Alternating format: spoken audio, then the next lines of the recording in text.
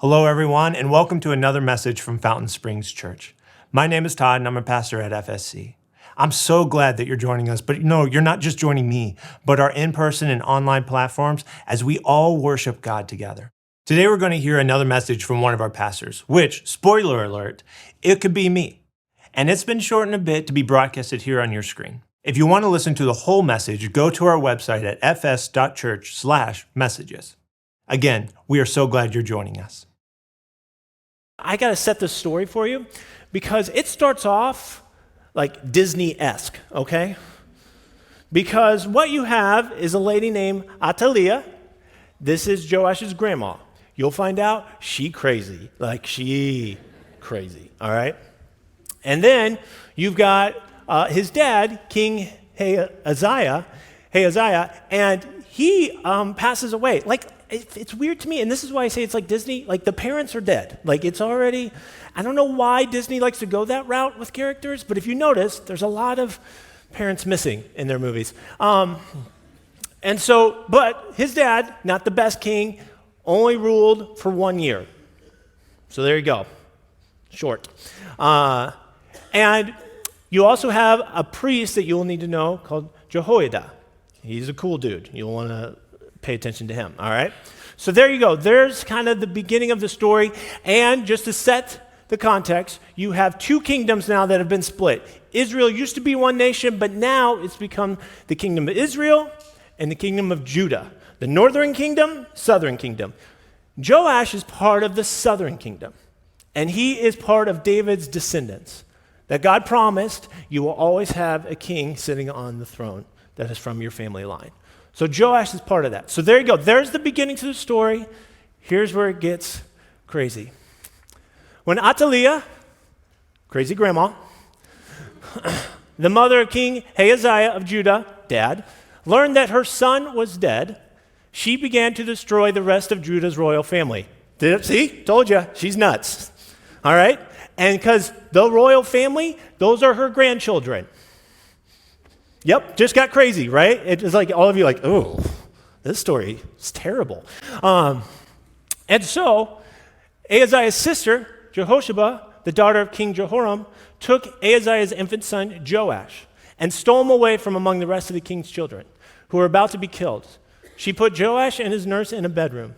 In this way, Jehosheba and the wife of Jehoiada, the priest and sister of Ahaziah, hid the child so that Athaliah could not murder him. Joash remained hidden in the temple of God for 6 years while Athaliah ruled over the land.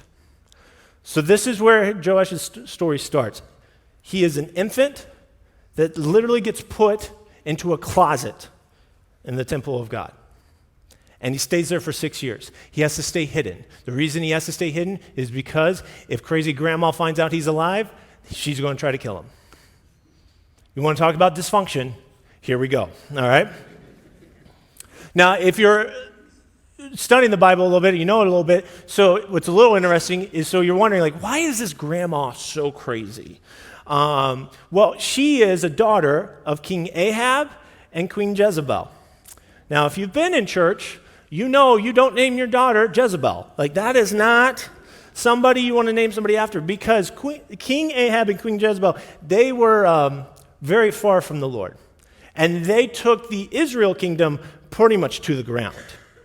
And so now their daughter is trying to do the same thing, thinking they're doing the right things, I don't know, to the kingdom of Judah now. And so now some of you may be wondering, is like, why did nobody do anything? I mean, we're talking about a grandma. Why can somebody not stand up to grandma here, right? Well, part of that is there is kind of this understanding, especially when it comes to the royal family's in charge. God made this promise that they would always have a descendant. So they were just under that impression. So then this shook the whole Judah kingdom because they were like, wait, all of them are dead. And this crazy queen's in charge. What do we do? It was a very dark time. These next years that she led, very dark. The whole nation's confused. Nation's wondering what they should do, but they're also watching this leader just lead in such a horrible way. Just to give you even just kind of the spiritual dynamic, she did not want to worship God at all. She created another god to worship, and that is the god of Baal. Build a whole temple, build all of that. And so this temple over here, God's temple, the one that Judah, that is what represents who we are, forgotten. They would actually take all the gold, all the stuff that they had in there over the years and took it to worship Baal. So you can just sense this kind of mindset within God, when are you going to do something? When are you going to step up? What's going on? But then God, in his faithfulness, led Jehoiada, the priest, to do something pretty radical because he was holding on to a secret. Remember, his wife is the one that saved Joash. And so they had to keep the secret for years, not letting the queen know. So they hid this kid in the temple of God because she wouldn't go there anyways. And so they hid him. And then he gets to a certain age and they're like, okay, I think we can now turn some things. So check this out in chapter 23. In the 7th year of Athaliah's reign, Jehoiada, the priest, decided to act. He summoned his courage and made a pact with the 5 army commanders. They all gathered at the temple of God where they made a solemn pact with Joash, the young king. Jehoiada said to them, "Here is the king's son. The time has come for him to reign. The Lord has promised that a descendant of David will be our king." So they have this moment to where Joash reminds them of the promise, but also says, we've got to take this queen out because we need to reestablish what our country is truly about, and that is about God and his descendant and his promise being the leader of this country. And so the commanders are like, finally, they get this little hope. This little light shines, and they're like, yes, there's still a descendant. It's King Joash. This is incredible. And so they make this elaborate plan. And pretty much what happens is they start cheering at the temple of God. Just King Joash, King Joash. The queen hears this because she was far away but still could hear because they were so loud. And she's like, what is going on? So she sends the crew and they take them out. And then the whole nation is like, we are against you because there's a real king. Just let that sink in, just the story that's being told there. And what Jesus would ultimately do for us, that we have a real king. But then the moment comes where King Joash finally gets to become king. So look at this in chapter 24. Joash was 7 years old when he became king. This is why I find this story intriguing. 7 years old. And he reigned in Jerusalem for 40 years. His mother was Zibiah from Beersheba. Joash did what was pleasing in the Lord's sight throughout the lifetime of Jehoiada the priest. I just find it fascinating that a 7-year-old was king and led the nation of Judah. Now, I find it fascinating probably because of the stage of life I'm in right now. I have an 8-year-old. He just turned 8 in May, so it's like, okay, he's right there. This is Corbin being like mayor of our city or governor of South Dakota. Like that is what's happening right now in the Bible. Because sometimes we're just like, oh, that's a cool story. I'm like, yeah, hold on. My son, no. I love him because, look, this is another picture I want to show you. This is him, usually. And King Joash, he had that kid side to him. Had to. He was probably trying to declare, today is sugar day. We all must have desserts and snacks for the rest of the day. None of these meals we talk about. Those kind of things. We must all play today. That would be how Corbin would leave because he's 7, all right? He wants to have fun, wants to enjoy life. And so the idea, especially as a dad, putting my son in some kind of position like that, it's crazy. But if God wanted to do that, you know what I would hope for and pray for is that he would surround him with some great mentors because he would need it. And as the story plays out, God did. God in his love to redeem Joash's story, to redeem the family story, provides this incredible priest, Jehoiada. And this guy, he could have, as the priest, kind of taken over, said, okay, buddy, you'll get your turn when you're older. But he let him lead from a very humble space and said, Joash, you lead. I'll help you. I'll guide you.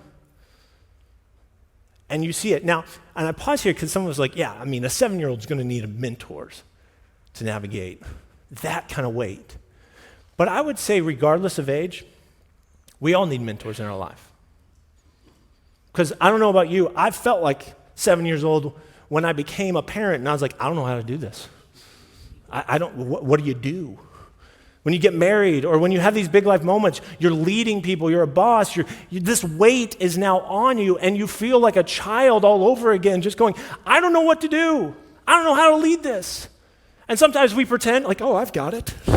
I'm fine. But it's not true. So I think throughout life, regardless of age, whether it's 77 or 7, we need mentors.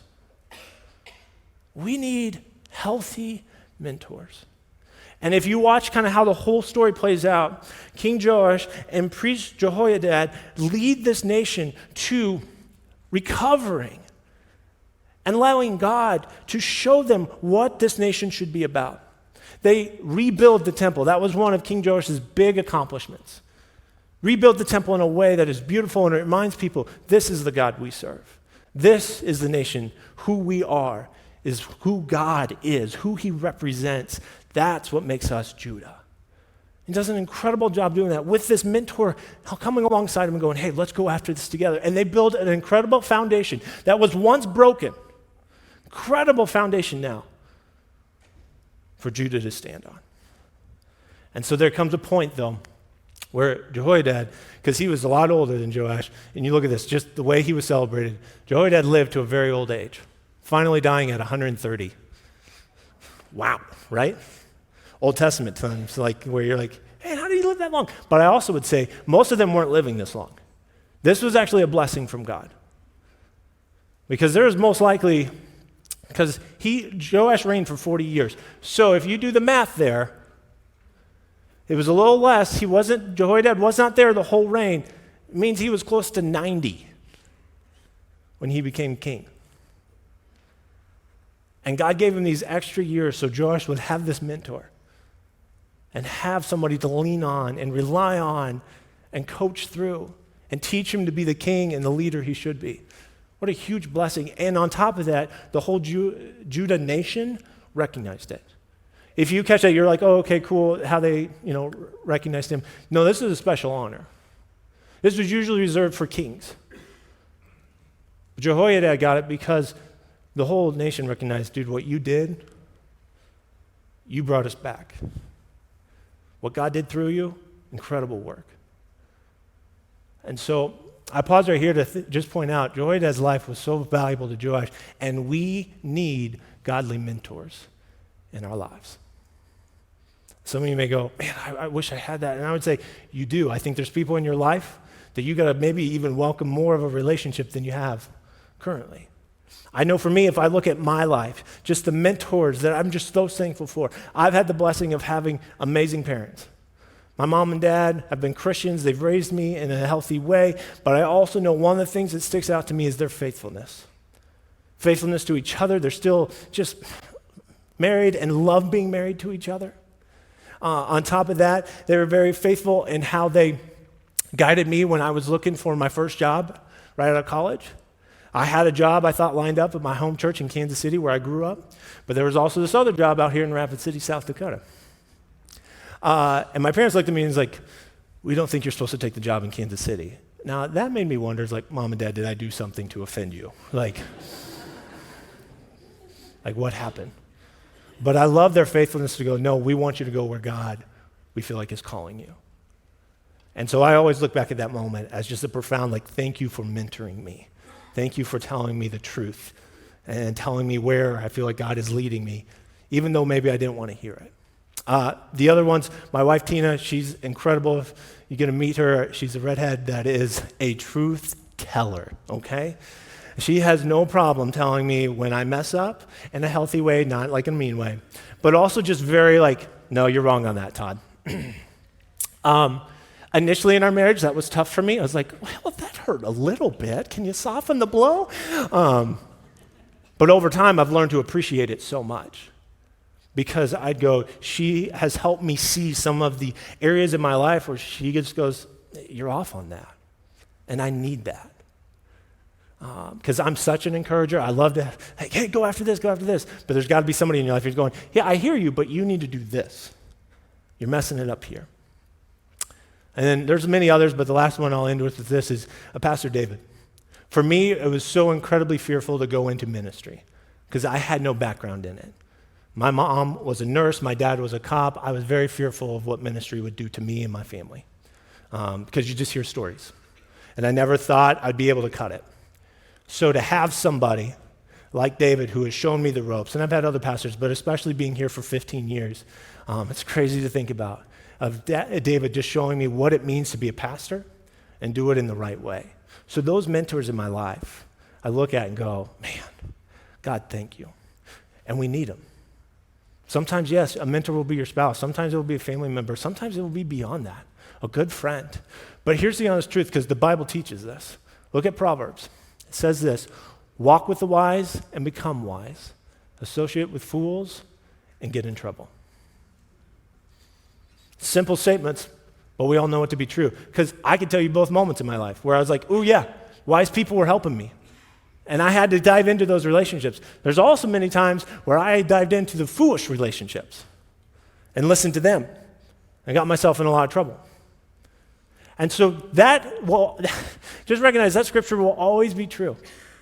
And so we need godly mentors. What King Joash got to experience, the gratitude that he would have for Jehoiada is incredible. So I ask these two questions. Who is your mentor? Who's mentoring you? And hear me, it should be a collection of people, not just one. And then, where are they leading you? Because some of you may need to change your mentors. And you're like, they're good, but I think God's leading me to another person. Or you got foolish ones, just be honest with you. And so you have this mentor conversation, and you can sometimes get here and be like, oh man, that was a great sermon. And you think kind of the story is set, man, we're riding off into the sunny. King Joash just finishes his life off well. But that's not what happens. If anything, things begin to change pretty quickly after Jehoiada had passed away. So in 2 Chronicles 24, but after Jehoiada's death, the leaders of Judah came and bowed before King Joash and persuaded him to listen to their advice.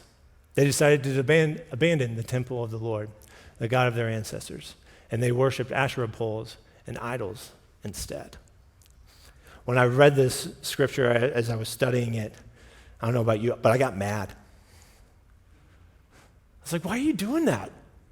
Jehoiada has done so much for you, guided you, you wouldn't be alive without him and his wife. But as soon as he's gone, you start listening to these yahoos over here? Why? And it asks a great question. We can have all the great mentors in our life, but why is it that we still struggle? Because isn't this kind of a true story of life? We all can kind of go, yes, I thought my life was going to settle in here, but then I made these mistakes. I started listening to the wrong people. Got the wrong mentors in my life. And hear me, Joash didn't stop there. You'd think okay, repent, man, get back to the ways. And God tried to help him with this. God tried to help him see, hey, dude, you're off track. You were doing so well, and now you've gone off.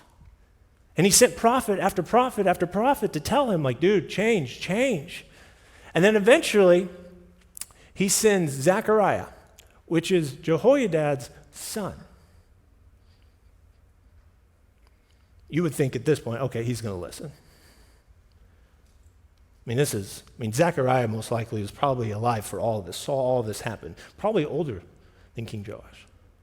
But he gives his prophecy, and all the other rulers of Judah, that are leaders of Judah, that have been kind of speaking into Joash's ear, man, this guy's wrong, you need to get rid of him. So catch what happens. Then the leaders plotted to kill Zechariah, and King Joash ordered that they stone him to death in the courtyard of the Lord's temple.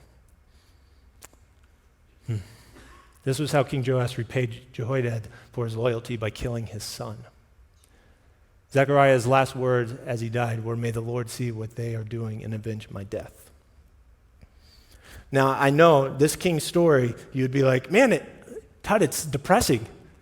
Yes, but it's also real life. And that's why I think it's so important to share. Because King Joash started in such dysfunction and started even in a place that we would never want to put a 7-year-old. But led well, did the right things well, but gets to the end of his life and starts doing things that we're all like, dude, what are you doing? What happened here? All of us have fallen into sin. Don't we ask that question? How did I get here? What's sad, the rest of the King Joash's life, it's pretty short after this because eventually those guys that he's been listening to eventually get annoyed with him. You're not doing enough. You're not winning enough battles. You're not this. So they eventually take him out. And so his life ends with this almost kind of wondering like, it's not the way. And you're like, dude, I just wish you would have ended well. Like, why didn't you? And you were asking all these questions. But I think it puts us in a spot that we need to recognize in life. The foundation of our faith will crumble without fully standing on God. We can have all the right mentors, all the right godly mentors in life, but if we are not putting the foundation, us personally, on God, it will crumble. There was a quote that I came across that, G. Campbell Morgan. However valuable the influence of a good man may be, it remains true that if a man has nothing more to lean on than that, if it should fail, collapse is almost inevitable. All foundations fail, save one. And what got to me as I'm putting the sermon together, because I thought it would be so much about mentoring and all that, God goes, there's even a deeper component to this. And I see it especially even now to where sometimes in church, but also I think just as Christians, our faith is so weak because it's built upon the mentors in our lives. I believe because my grandma always took me to church. You see that? It's your grandma's faith. My mom and dad were Christians, so I'm a Christian. And so our faith is built around these mentors instead of it actually being built around what matters, and that is God. And this quote speaks directly to the truth, as harsh as it may be. It's like, yes, we're good. As mentors, we can be good, but we're not that good. God's better. And so let this scripture sink in when it talks about building the right foundation. Anyone who listens to my teaching, this is Jesus speaking, and follows it is wise. Like a person who builds a house on solid rock. Though the rain comes in torrents and the floodwaters rise and the winds beat against that house, it won't collapse because it is built on bedrock. There's only one rock that can really hold the foundation of all of our lives. And that's God. You can try to tell me a different story, but King Joash once again proves some of that. That's story after story after story, even as a pastor hearing story after story after story. It's that foundation that matters. We need good mentors in our life, but we need the right foundation more. So it becomes a question, how do we do it? Well, there was something I did recently that helped kind of put this analogy in my head. I turned it into a family project, which I don't know if I should have done. Splinters involved and all those things. But it was rebuilding our shed. So our shed's foundation, I should say. Because our shed, the bottom part of it down here, this section right here, was all kind of falling apart, all that kind of stuff. So we rebuilt it. So we took everything out of the shed, tipped the shed over, and started rebuilding it.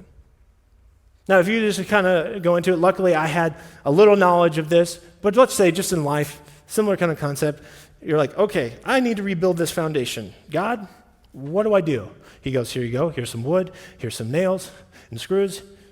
I'm going to show you how to put this together. But these mentors, especially when it comes to our spiritual life, start to teach us some pretty valuable things. Because as we build this foundation, as he shows us how to put this together, here's the one thing God will do. God will teach us how to live. Mentors will provide accountability. I want to show you the relationship it should be. God should be doing this, mentors should be doing this. So if you're a mentor for somebody, take notes. If you are just everybody else, take notes.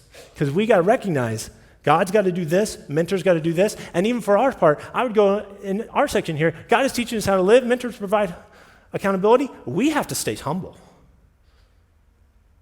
Because if we're not going to listen to their teaching, if we're not going to allow the accountability to speak to us, then we're going to miss it.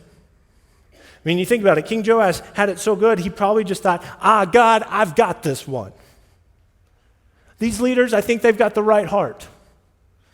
I'll listen to them. I think we're going in the right direction in here. And then it just slowly fell off. Because it's not like he woke up one day and went, God, I don't like you anymore. Mm-mm. And so that's the part I look at this. God is teaching us how to live. Mentors provide that accountability where they're looking like, oh, hey, I've done this before. You should try this and this. And God's going, you should listen to them. They're giving you the right stuff because I walked through this with them before. Second one is this. God renews our heart. Mentors reveal our blind spots. God's doing the ultimate work of transforming our hearts and our minds to be what he believes it could be so we can live the full life and live the life that he designed us to live. What mentors are great for is they go, hey, do you see that you do that? Just know that's weird or that's off. And then the last one is this. God leads us to holiness. Mentors reinforce spiritual disciplines. God is ultimately wanting to transform our lives to where we actually are able to live the holy lives. Joash got to experience that, but it wasn't till the end where he started to just let that crumble. And God goes, no, I want to see that to the end for you. We're going to even transform you now, whatever age you may be, and see it all the way through. And God's not done. He keeps transforming us, keeps making us more and more holy because he believes we can be. And he's already paid the cost for all of our sins, so he's going, I've got that covered. Even when you make a sin, let's get back up and let's keep going after this holy living. And so then what the mentors do is like, okay, I want to help you get there. Here's what I've done. I've done these steps. I've done these disciplines, and they've been so helpful for me. When I've read the scriptures, when I've prayed, when I've done these things, when I've had solitude, when I've had these disciplines in my life, they changed my life because God started speaking in and started teaching me how to live a holy life. See, that's the beautiful part of this relationship. But our part, here's the deal. We have to stay hungry. We have to keep desiring this. Going, and God, I need your holiness. I need these spiritual disciplines. Because as soon as that goes away, we settle. And I think back to King Joash, there was some kind of settling point at some point where he was just like, okay, it's been good. It's been a good ride. It'll be fine if I make these decisions. All that. So, look at this. God's foundation for our lives is about transformation. He's the only one that can do it, and it's the only rock you can stand on that you can make it through your life. And do it the right way, and do it in a way that honors God and the people that you're living with. So I go, this conversation is so big. Yes, we need good mentors, but we also need to allow God to transform us. We need to keep our hearts humble and smart and hungry. So that way we can allow God to keep transforming us and allowing these mentors to speak into our lives. So here's the ultimate question. Who is building your foundation? Is it God or is it the mentors in your life? Where's your faith built on? Because I don't want it to be you getting to a certain part of your life and all of a sudden your faith is a wreck because it was so built on parents, pastor, spouse, whatever. It wasn't built on the truth. Because those mentors, although they are great, their faith is not going to help you through the storm. You need God's faithfulness to make it through the storm.